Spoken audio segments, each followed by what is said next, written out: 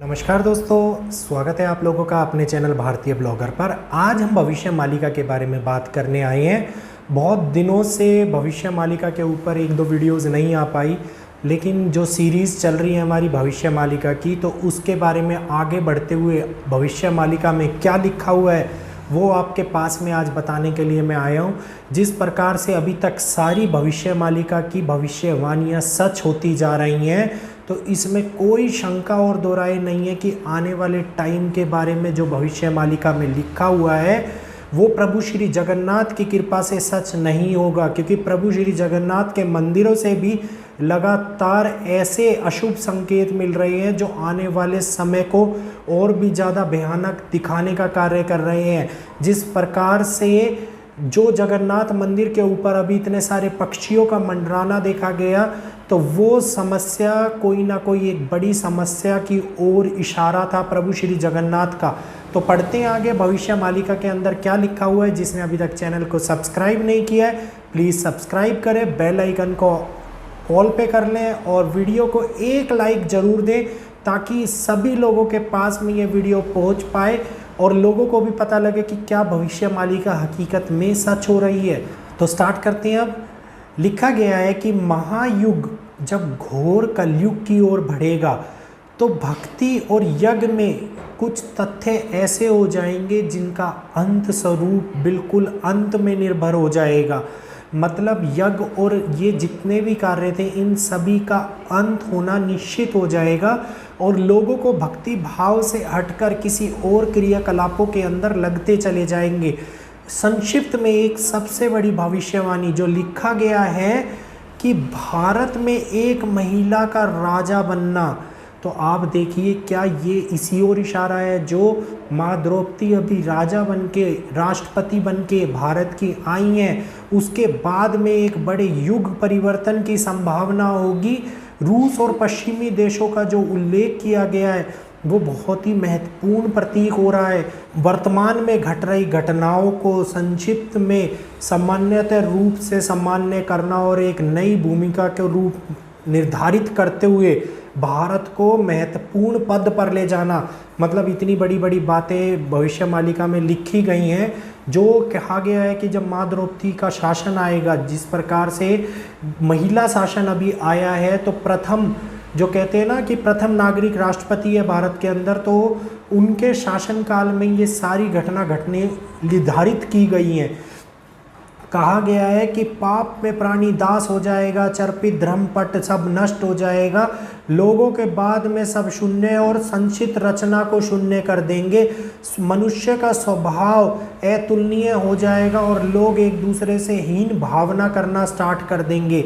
तो लोगों के अंदर हीन भावना जागृत होती जा रही है, एक दूसरे के साथ में लड़ना झगड़ना, एक दूसरे से चिढ़ना, सबसे बड़ी यही आज के टाइम के अंदर होता जा रहा है। इससे आगे गुरु अच्युतानंद जी कहते हैं कि जब विचार किया जाएगा तो बिना किसी उल्लेख के केवल एक ही देश का नाम सामने आएगा, जो रूस का उल्लेख किया गया उन्होंने, और कहा गया है कि रूस और भारत के संबंध अत्यधिक महत्वपूर्ण होते चले जाएंगे, इतने मजबूत हो जाएंगे जिस प्रकार एक सेतु का निर्माण किया जाता है एक दूसरे को जोड़ने के लिए। मतलब उन्होंने इन संबंधों को एक पुल की रूपरेखा दी है और कहा है कि भारत और रूस के मध्य में संबंध और भी ज़्यादा महत्वपूर्ण होते जाएंगे। पूरी भविष्य मालिका के अंदर केवल रूस एक ऐसा देश है जिसके बारे में जिक्र किया गया है, बाकी किसी अन्य देशों का जिक्र नहीं किया गया है। कहा गया है कि राजाओं का खुद पे खुद गायब हो जाना, उत्तर के अंदर बड़ा वज्रपात होना, मतलब बहुत बड़े बारिश की संभावना, बादल फटने की संभावना, वज्रपात की संभावना को इन्होंने दर्शाया गया है, जो 2022 के रिलेटिवली ये बात बता रहा हूँ मैं आपको कही गई है।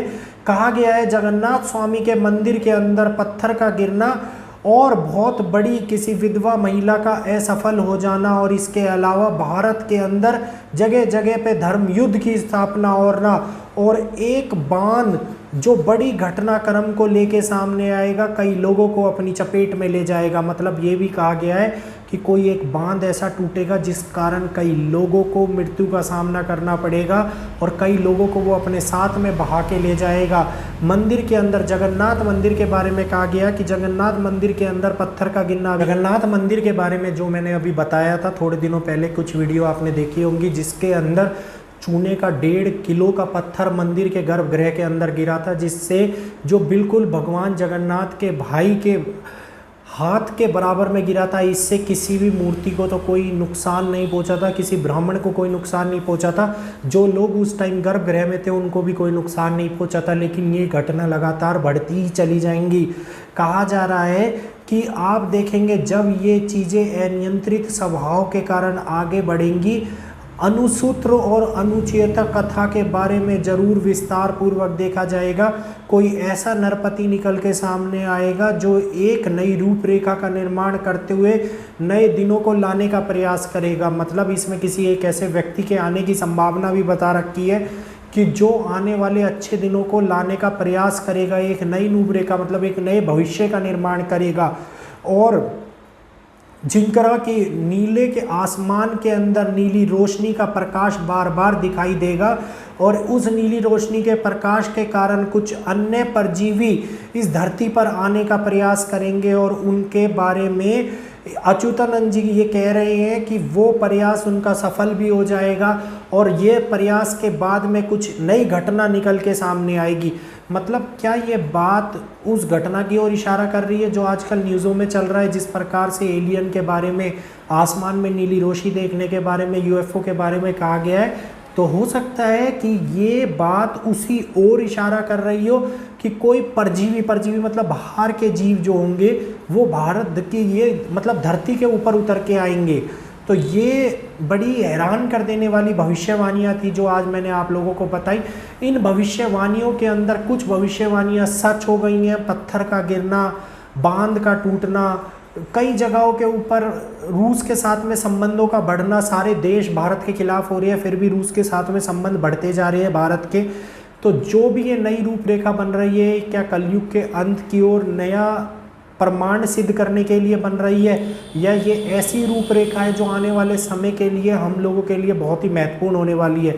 तो इस वीडियो के बारे में आप लोगों के क्या विचार है? गुरु अच्युतानंद जी के अंदर आपका कितना यकीन है? श्री जगन्नाथ प्रभु में आपका कितना यकीन है? कमेंट करके ज़रूर बताइएगा। प्लीज़ वीडियो ख़त्म करने से पहले वीडियो को लाइक कीजिएगा, चैनल को सब्सक्राइब कीजिएगा और बेल आइकन को ऑल पे कर लेना। फिर मिलेंगे आपसे एक नई वीडियो के साथ में भविष्य मालिका की आपके अपने चैनल भारतीय ब्लॉगर पर।